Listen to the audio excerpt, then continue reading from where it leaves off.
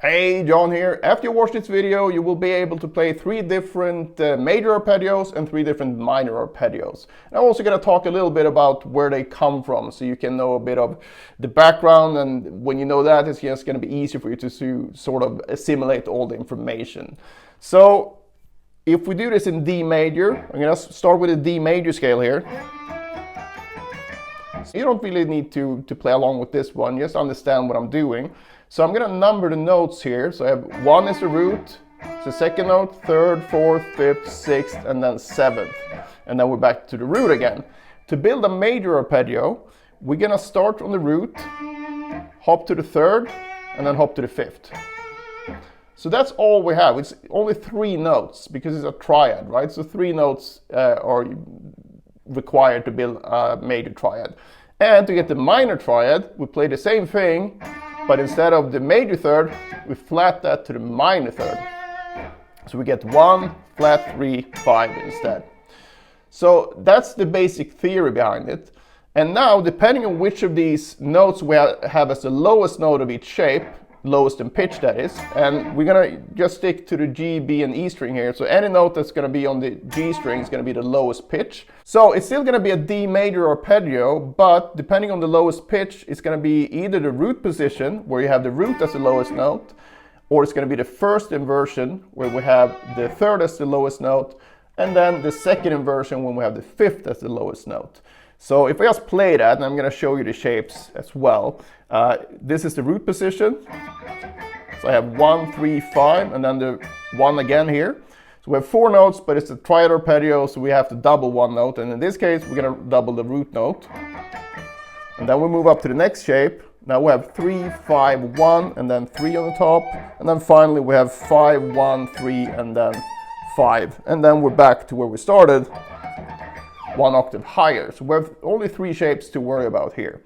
And like I said, they're going to be called a different thing, a slightly different thing. So we have the root position D major, we have the first inversion D major, and then we have the second inversion D major.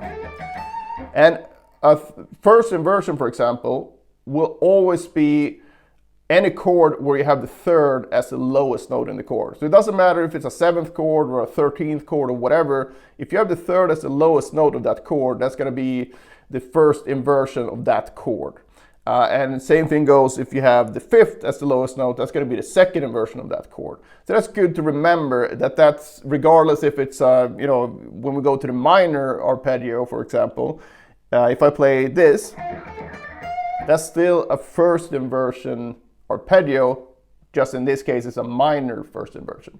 So whenever you have the root note as the lowest note, that's going to be a root position. If you have the 3rd, that's going to be the first inversion. If you have the 5th, that's going to be the second inversion.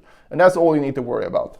And I say this because it's easier for your brain to assimilate this information if you actually can differentiate not only shapes-wise, but also give it a different name. So that's why I'm actually even talking about this. So, the shapes then, if we start looking on the high E string here, because that's where we're going to have 2 notes at a time, so it's going to be easier to see. And actually I'm going to move up here to the 10th fret, so we can actually start with a root note. You're going to see that for each of these arpeggios, we're only going to have 3 different intervals. So the first interval in the major arpeggio is going to be a major 3rd between 1 and 3. And then between 3 and 5, we're going to have a minor 3rd, which you recognize from the minor pentatonics. And then finally, between the 5th and the root again, we're going to have a perfect 4th. So as long as you don't skip any note in the arpeggio, you're always going to have these intervals. And when you get used to seeing these intervals, it's just way easier to connect them across the neck and also learn them on other string groups, which we'll cover in another video. But we just gotta focus on the top string group for this one. So if we then go back to the first shape here, so we got 10, 5, 7, 7. And I want you to be aware of the intervals here. So we have the root note, 3rd note, 5th note, and then the root again. So this is a root position major arpeggio.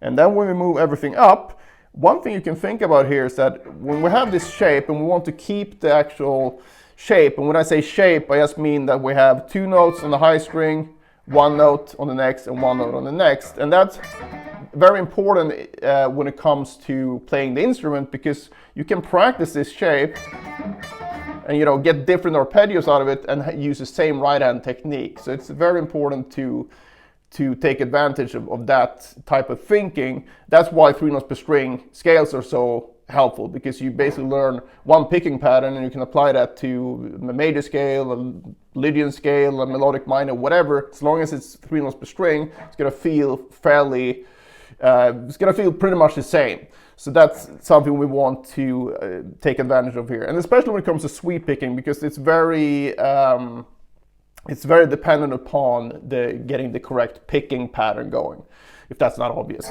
But as far as the picking pattern, I'm just going to show it. One you can use to practice this, but I have an in-depth video on this pattern already, so I'm going to link that at the end of this one, so you can actually see what I'm talking about, and if you want to dig a bit deeper in sort of the right-hand technique.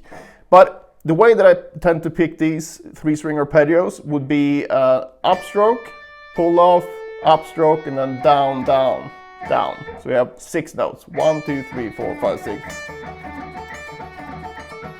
And as you can see here, I do this thing instead of doing this. And I think that's, in the long run, you can do more things with that, because you're freeing up a finger. So don't be, you know, scared if this feels a bit difficult. Again, I have another video that I'm going to link in the description where I talk about how you can get these barred notes cleaner as well. But again, this is not a technique video per se, it's just about learning these shapes. So we have the first shape here, and then we move that up. So you can see, you can use this. We have the 5th here and the root note, and then we have the root note and the 3rd. So basically, I want you to see this shifting here. And another trick you can use is basically look at the pinky. So where the pinky is where the index finger should be in the next shape, and then you just need to find the next note in that one. So, and you know by now that, okay, so we have this big shape, the big shift between 5 and 1, the perfect 4th. And then we have the major 3rd here. So it's a 1 fret less stretchy. Like that. And then we need to find the other notes on the other strings, and then you can use the same logic here. So if you have the 3rd here, then you know you have the 5th, and if you remember between the 3rd and the 5th, it's a minor 3rd. So you can find that here. So far we have, and then from the root note here and to the 3rd, well, we have that already here. So you have this note. So hopefully you can see what I did here. I just used the information that I already have, and also a slight bit of theory knowledge that we just went through to find the next shape. And that's much better for you than having to look at, you know, fretboard diagrams and try to remind yourself of all that stuff the whole time. There's nothing wrong with that to check that you're correct, but it's a much better feeling when you understand that, okay, from this shape I can actually deduce the next shape, and then from this shape I can do the same thing for the next one, and then you're basically done. Instead of being this big mystery of like, oh, here's a separate island of an arpeggio and this has nothing to do with the previous one, and the same thing here. Now you can actually see how they are connected. So again, this shape then, if you missed it, is going to be 14, 10, 10, 11, right? So this would then be the, you know, we have the 3rd in the bass, so that would be the 1st inversion, yes. And then we do the same thing here. So I look at where my pinky is, so I know where my index finger is going to be there. And since I know that this is the 3rd of the chord, I know that the 5th is here, and that's going to be a minor 3rd interval. So I have that done already. Then I have the 5th here. So then I know that's going to be the big skip. So now I have the next one here. And then finally I have the 3rd here, and I'm going to have the 5th, the smallest interval again. And then you're basically done with the next shape as well. So far we have this, the root position, the 1st inversion, and the 2nd inversion. And then when you do the same thing here, So you look at your pinky and then take your index finger there and then look at the note. Okay, it's the 5th. So we're gonna have this big skip to the root position, the root again. And then fairly quickly you'll realize that, oh, okay, since we've done 3 shapes already, this must be like the first shape again, just 1 octave higher. And that would be correct. So far then we have covered the 3 major arpeggios, or the major shapes. So basically, if you keep everything the same, meaning we've restricted ourselves to this shape because of the technique things that I talked about earlier. So we have 2 notes, 1 note, 1 note. There are no other ways of fingering these arpeggios. So we only have these 3 ones to worry about. So hopefully you can see the simplicity of this, and that it's not, you know, that hard to actually understand and see what's going on. It's only 3 notes that we keep putting in different orders here, but we're not skipping any note. We always go 1, 3, 5, 1, 3, 5. So when you start on 3, it's going to be 3, 5, 1, 3, 5, 1, and when you start on 5, it's going to be 5, 1, 3, 5, 1, 3. If you want to keep the arpeggios in this sort of closed voicing. And closed voicing just means that you don't skip anything. So an example of an open voicing would be to take this note, for example, the 3rd, and move that down an octave. So then I would have 3, 1, and then 5. And that wouldn't occur naturally, meaning that in order. But I don't want to confuse you here, but I'm just saying that, yes, you can absolutely juggle these notes around, but that's something you can experiment with when you got these shapes together. And the best way to understand these shapes is just to go in this straightforward manner of just seeing it as 1, 3, 5, 3, 5, 1, 5, 1, 3, and that's it. All right, so now we've done the heavy lifting already, so the only thing we need to do now is to change every 3rd into a flat 3 instead, because that's the minor arpeggio. So the minor arpeggio, if you want to look at it like this, you can see it as you take 1, 3, 5 out of a minor scale. So a D minor scale, 1, 2, flat 3, 4, 5, flat 6, flat 7. So the same thing as the major scale, but with flat the 3, the 6, and the 7.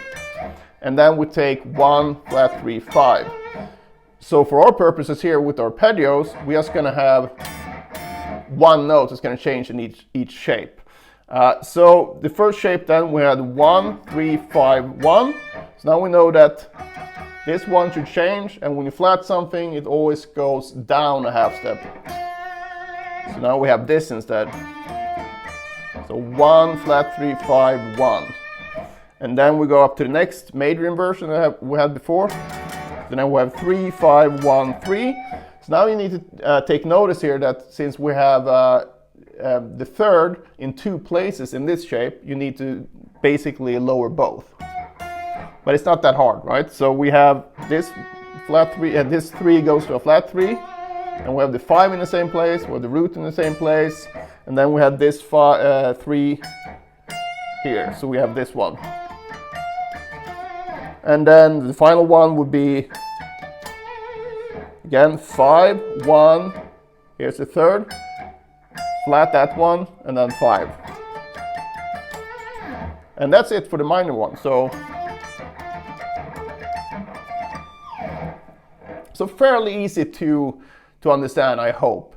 And the way that I suggest that you practice these, so you can work on both the major and the minor at the same time, it's a really good thing to put these into progressions right away. And we're just going to use a very simple one now, a very fundamental progression. We're going to go from the minor chord, 1 minor chord, into a 5 major chord. And that's a very classical sounding thing. So basically you have, take D minor here. And then we're going to go into A major. So the closest A major would be this one. And then we're going to go up to the next minor, so the first inversion of the minor. So D minor. And then the closest A major is this one. And then finally we have this D minor. and then the closest A major would be here. And then we repeat it up here as well. And as you can see here, I just alternate picked it now, and that's totally fine because it's about learning the shapes now initially, and then you can apply the sweep picking as well.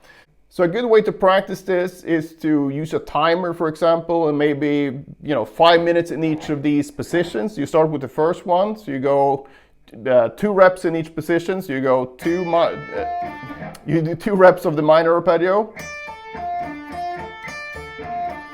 2 of the major arpeggio, and you just sit there and repeat this for 5 minutes without mistakes. And then you go up to the next inversion.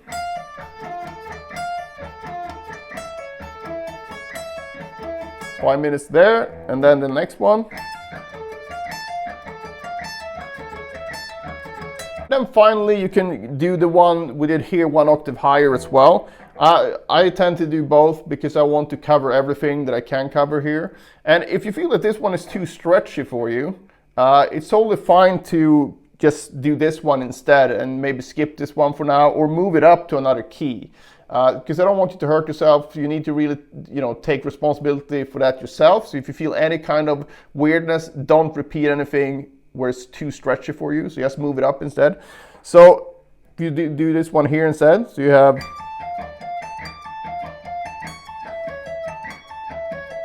Just really make sure that you listen to what you're doing so everything sounds good. That's the key to improving your technique. And also doing it correctly in the right hand, of course, when it comes to these sweeps. If you want the tabs for this one and you want the MIDI file and all that stuff, you can go to my Patreon and just sign up there, and then you get access to all that stuff. Plus a huge library of lessons already available. So check that out if you want the notation. But hopefully this was very clear so you can see exactly what to do. And this takes time, so if you're new to this stuff, really rewatch the video if something is unclear. And if you still don't get it, please let me know and I can try to help you out here in the comments. And another thing that I want to mention as well is that make sure that you get the technique right when it comes to right hand picking. So for that, I would check out this video.